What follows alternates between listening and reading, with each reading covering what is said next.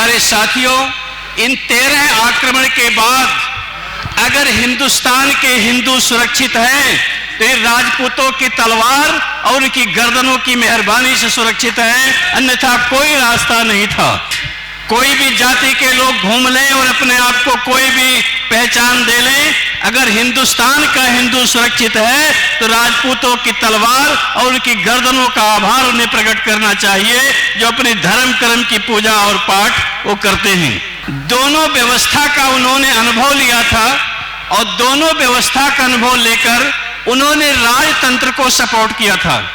जब उनसे पूछा गया कि आप डेमोक्रेसी क्यों नहीं लाते हैं, तो चाणक्य ने कहा कि डेमोक्रेसी एक मूर्खों की फौज है। वह बहुत से मूर्ख लेकर के एक राजा को चुनते हैं, लेकिन अगर मोनार्क सिस्टम है, एक व्यक्ति को सुधार दिया गया तो पूरा देश सुधर जाएगा और उसको सुधारने से पूरा तंत्र अच्छा हो जाएगा। वह मुझे आज समझ में आया और आज देखने का विश्वास हुआ। विजयी विश्व तिरंगा प्यारा, डंडा ऊंचा रहे हमारा, उस डंडे पर झंडा प्यारा। ओम। ऑनरेबल हिज हाइनेस महाराजा साहब, मंच पर बैठे हुए सभी डिग्नेटरीज, ऑनरेबल डिस्टिंग्विश्ड गेस्ट, प्यारे साथियों, अगर मैं आप लोगों के बीच नहीं होता तो शायद मुझे कभी यकीन नहीं होता कि इस प्रकार की आस्था विश्वास 513 ईयर से किसी एक परिवार के ऊपर चल सकती है। और इसे देखकर मुझे एडलस स्टुअर्ट की वो सेंटेंस याद आए जिन्होंने लिखा कि we study the past to understand the present, we understand the present to guide the future. हमें पास्ट का अध्ययन करना चाहिए वर्तमान को समझने के लिए, और हमें प्रेजेंट को अंडरस्टैंड करना चाहिए फ्यूचर की रणनीति बनाने के लिए। प्यारे साथियों, इस भारतवर्ष के जो हम नागरिक हैं, इसे मिटाने के लिए, इसे बर्बाद करने के लिए दुनिया के लोगों ने 13 टाइम अटैक आक्रमण किया। जहां तक मेरी समझ और ज्ञान है, विश्व की 7 सिविलाइजेशन, 7 सभ्यताएं समाप्त हो गई। आप देखिए 621 एडी में अरब ने इजिप्ट पर अटैक किया और 642 एडी को अरब के खलीफा हजरत उमर ने इजिप्ट को कैप्चर किया और 21 ईयर्स के अंदर, सिर्फ 21 वर्ष के अंदर इजिप्शियन सिविलाइजेशन पेरिस समाप्त हो गई। 635 एडी में अरब ने ईरान पर अटैक किया और 650 एडी में ईरान के ऊपर अरब के खलीफा सुलेमान ने कैप्चर किया और 15 ईयर्स के अंदर, 15 वर्ष के अंदर पर्शियन सिविलाइजेशन पेरिस समाप्त हो गई। 635 एडी में अरब ने इराक पर अटैक किया और 652 एडी को अरब के खलीफा सुलेमान ने इराक को कैप्चर किया। 17 ईयर्स के अंदर बेबीलियन सिविलाइजेशन समाप्त हो गई। जिस सिविलाइजेशन ने अलेक्जेंडर द ग्रेट सिकंदर को पैदा किया था, जिसने सारी दुनिया को जीतने का ख्वाब देखा था, वह ग्रीक सिविलाइजेशन 28 ईयर्स में दुनिया से नामो निशान उसका मिट गया। 329 एडी में रोम के किंग कॉन्स्टेंटाइन यरूशलेम आते हैं और अपने मदर के साथ ईसाईयत की दीक्षा लेते हैं। अगले 50 वर्षों के अंदर रोमन सिविलाइजेशन दुनिया से समाप्त हो जाती है। जिस चंगेज खान ने चाइना से लेकर के चेक रिपब्लिक तक अपना एम्परर एस्टेब्लिश किया, पूरा रशिया उसके अंदर था, वह मंगोलियन सिविलाइजेशन 85 ईयर्स में समाप्त हो गई। लेकिन 513 ईयर्स से ये सिविलाइजेशन कूच बिहार की दुनिया में मौजूद है, तो किसी की दया से नहीं, किसी की कृपा से नहीं, अपनी ताकत, अपनी पराक्रम से मौजूद है। इस भारत देश को मिटाने के लिए दुनिया में 13 टाइम आक्रमण किया गया। पहला आक्रमण इस देश पर 460 बीसी में पर्शियन लोगों ने किया, लेकिन वो कामयाब नहीं हुए। इस देश पर दूसरा अटैक 4 जून 327 बीसी को अलेक्जेंडर द ग्रेट ने अटैक किया, सिकंदर ने, लेकिन चंद्रगुप्त चाणक्य की जोड़ी ने उसे यहां जमने नहीं दिया। सिकंदर का आक्रमण फेल हो गया। तीसरा अटैक इस देश पर 100 बीसी में यूची ने किया, लेकिन वो किंग ऑफ यूची समाप्त हो गए, यूची सिविलाइजेशन मिट गई। हम दुनिया में आज भी मौजूद हैं। इस देश को तबाह करने के लिए चौथा आक्रमण, फोर्थ अटैक 79 एडी को शक लोगों ने किया, लेकिन शक सिविलाइजेशन दुनिया से समाप्त हो गई। हम आज भी मौजूद हैं। इस देश को तबाह करने के लिए पांचवा आक्रमण 535 एडी में हूड लोगों ने किया, लेकिन हूड भी दुनिया से मिट गए, वो सिविलाइजेशन मिट गई। हम आज भी मौजूद हैं। इस देश को बर्बाद करने के लिए छठवां आक्रमण 650 एडी में अरब ने किया, लेकिन वो कामयाब नहीं हुए। 650 एडी तक भारत का ज्योग्राफिकल स्टेटस कैलाश से लेकर कोलंबो और अराकान से लेकर खुरासान हुआ करता था। आज जो आपके बाजू में मणिपुर के आगे म्यांमार है, म्यांमार की जो सबसे ऊंची पहाड़ी अराकान है और ईरान की जो सबसे ऊंची पहाड़ी खुरासान है। अराकान से लेकर खुरासान तक और कैलाश से लेकर कोलंबो श्रीलंका तक ये भारत का ज्योग्राफिकल स्टेटस हुआ करता था। लेकिन सातवें आक्रमण से हमारी डिफीट हुई। 20 जून 712 को मोहम्मद बिन कासिम ने इंडिया पर अटैक किया, सिंध पर। वो बहुत बहादुर था इसलिए नहीं, बहुत उसके साथ आर्मी थी इसलिए नहीं, लेकिन भारत के लोगों ने भारत का साथ नहीं दिया, इसलिए इंडिया की डिफीट हुई। आठवां आक्रमण 1026 एडी को महमूद गजनवी ने किया। एक काबुल से 157 किलोमीटर की डिस्टेंस से चलकर एक प्लंडर इंडिया को लूटने आया और भारत के 6 एम्परर ने उसका सपोर्ट किया। सोमनाथ मंदिर को डिस्ट्रॉय किया गया। इस देश के ऊपर 9वां आक्रमण 1192 में हुआ, जो मोहम्मद गौरी ने किया। चौहान ने उसे जबरदस्त डिफीट दिया, लेकिन भारत के 7 राजा एम्परर, जिसमें Patiala king, Kapurthala king, Kashmir king, ये सब लोगों ने जाकर उसके भाई गयासुद्दीन से रिक्वेस्ट किया और भारत की डिफीट हुई, चौहान की डिफीट हुई। इस देश पर 10वां आक्रमण 1498 को जो सबसे बड़ा आक्रमण हुआ वो पुर्तगाल लोगों ने किया, जो दीव दमन गोवा को कैप्चर कर लिया और वह इंडिया पर काफी देर तक राज किए। वो 1960 में आजाद हुआ। पूरा भारत 1947 में आजाद हुआ, लेकिन दीव दमन गोवा 1960 में आजाद हुआ। ये हमारे लिए सोचने का विषय है। इस देश पर 11वां आक्रमण 1526 को हुआ, जो मुगल आक्रमण किया कहा जाता है, बाबर ने किया।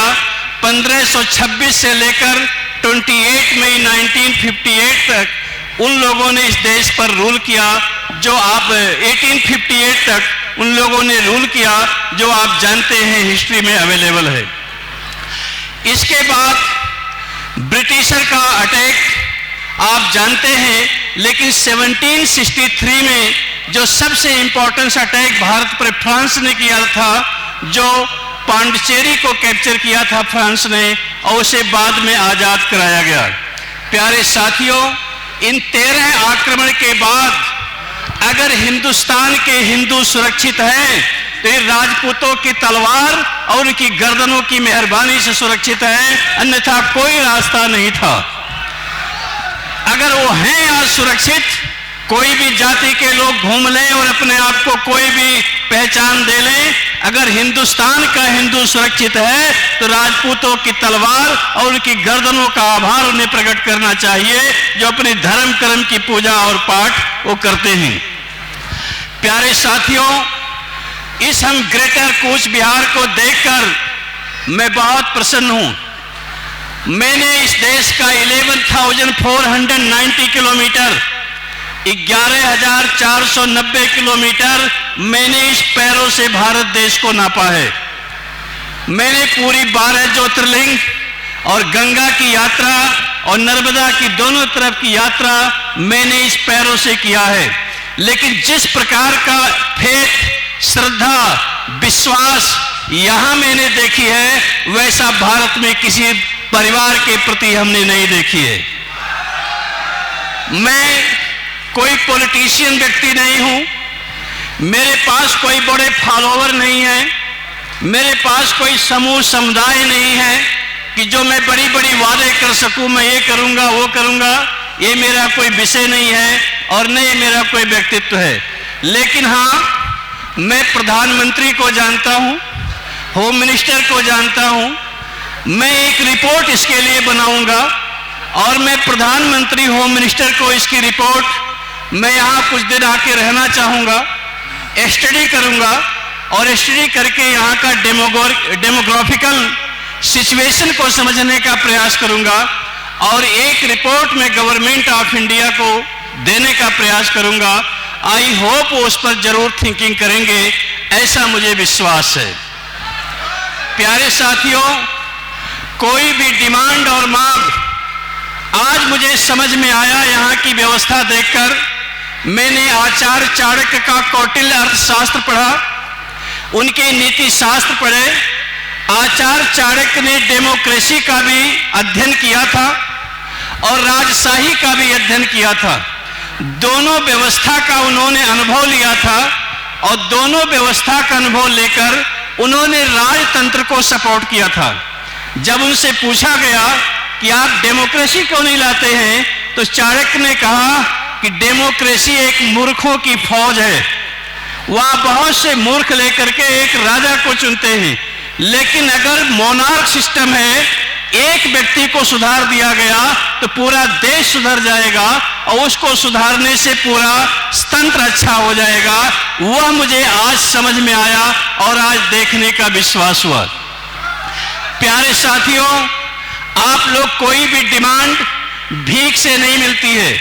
अभी कहा गया कि नारायणी रेजिमेंट दे दीजिए, आप यूनियन टेरिटरी दे दीजिए। आहिर लोग भी रेजिमेंट की डिमांड करते हैं और भी लोग रेजिमेंट की डिमांड करते हैं। तो कोई भी डिमांड भीख मांगने से नहीं मिलती है। आप लोग एक गाना गाते हैं, विजयी विश्व तिरंगा प्यारा, झंडा ऊंचा रहे हमारा। गाते या नहीं गाते? सुना आप लोगों ने? क्या सुना है? विजयी विश्व तिरंगा प्यारा, झंडा ऊंचा। लेकिन ये झूठा गाना है, इसका कोई मीनिंग नहीं है। विजयी विश्व तिरंगा प्यारा, डंडा ऊंचा रहे हमारा, उस डंडे पर झंडा प्यारा। जब डंडा ऊंचा रहता है तो झंडा अपने आप ऊंचा रहता है, और जब डंडा नहीं ऊंचा रहता है तो झंडे को कोई पतंग से काट ले जाता है। जब आपका डंडा ऊंचा था तो आपकी सीमाएं काबुल कंधार हुआ करती थी। आपका जब डंडा ऊंचा था तो आधा ईरान आपके पास होता था, और जब आपका डंडा कमजोर हो गया तो आपको हर आदमी खिलौना बना दिया। तो इसलिए हक और अधिकार जिगर में पैदा किया जाता है, किसी से भीख नहीं मांगा जाता है। इसलिए जो ऑनरेबल मिनिस्टर राजभर साहब ने यहाँ बताया कि आप एजुकेशन हासिल करिए, टेक्नोलॉजी को आप सीखिए, ज्ञान को लाइए और अपने आप में शक्ति पैदा करिए। लोग अधिकार आपको देने के लिए आए, आपको डिमांड करने के लिए जाना नहीं पड़ेगा। इसलिए आपको अपनी काबिलियत खुद पैदा करना पड़ेगा। आपको भारत देश, भारत सरकार को आभार मानना चाहिए कि आप इस देश के बॉर्डर के प्रहरी हैं, आप इस देश की सीमा के सुरक्षेदार हैं, इसलिए आपका जितना रिस्पेक्ट किया जाए, जितना आपको ग्रांट दिया जाए, वो भारत सरकार आप पर एहसान नहीं करेगी, वो अपना कर्तव्य का पालन करेगी। आज जो बांग्लादेश की स्थिति है, आज जियो पॉलिटिकल कंपटीशन आप देख सकते हैं। मैंने प्रेसिडेंट बिल क्लिंटन की बायोग्राफी पढ़ी थी। सर मैं 5-7 मिनट और ले सकता हूं, ज्यादा तो नहीं हो रहा। मैंने प्रेसिडेंट बिल क्लिंटन की बायोग्राफी पढ़ी थी। प्रेसिडेंट बिल क्लिंटन ने अपनी बायोग्राफी में लिखा है, दुनिया की 127 कंट्री में अमेरिका का डायरेक्टली इनडायरेक्टली रूल चलता है। उनकी foreign policy, defence policy, economy policy उनके कंट्री में नहीं, वाशिंगटन से अप्रूव होती हैं। लेकिन बट टुडे सिनेरियो चेंज। रसिया का मिडिल ईस्ट में इंटर करना, टर्की का ईरान के साथ रिलेशन स्टेब्लिश करना, ईरान का सऊदी अरब के साथ डायलॉग करना, ईरान को हमास हिजबुल्लाह हुती को सपोर्ट करना, सऊदी अरबिया का चाइना से रिलेशन स्टेब्लिश करना, यूएस का इन्फ्लुएंस वीक होना, चाइना का नए अलायंस क्रिएट करना, और इसके बाद सबसे इंपॉर्टेंस ये है कि जो सार्क और आसियान जैसे ऑर्गेनाइजेशन को कोलैप्स हो जाना, G21 और क्वाड को प्रमोट करना, ये दुनिया में नई सिनेरियो चेंज हो रही है। अगर आप चाहते हैं ये दुनिया में इज्जत से रहना, तो अपने लोगों का रिस्पेक्ट करना गवर्नमेंट को सीखना चाहिए और लोगों का सम्मान करना चाहिए। इसलिए प्यारे साथियों, हक और अधिकार, मैंने दुनिया की जो हिस्ट्री पढ़ी है, मैंने रशियन रिवॉल्यूशन को देखा है, पढ़ा है, मैंने जर्मन रिवॉल्यूशन को पढ़ा और समझा है, मैंने चाइनीज रिवॉल्यूशन को पढ़ा और समझा है, और मैंने दुनिया की 92 कंट्री में जाकर के खुद समझने का प्रयास किया है। तो जो मेरा अध्ययन है, विचार है, रिसर्च है, वो ये है कि आप खुद शक्तिशाली बनो, और शक्ति के आगे दुनिया सलाम करती है।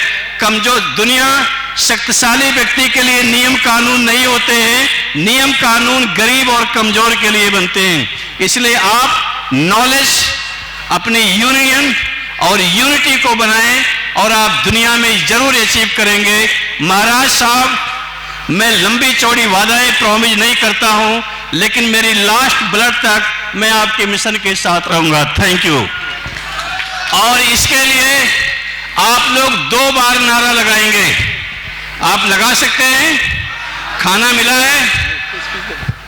एक आवाज इतनी तेज होनी चाहिए जो बीजिंग में बैठे हुए लोग सुन सकें, और दूसरी आवाज इतनी तेज होनी चाहिए जो इस्लामाबाद में बैठे हुए लोग हैं उनको समझ में आ सके। आप बोलिए जय हिंद, जय हिंद, जय भवानी, जय Bhavani. Thank you so much.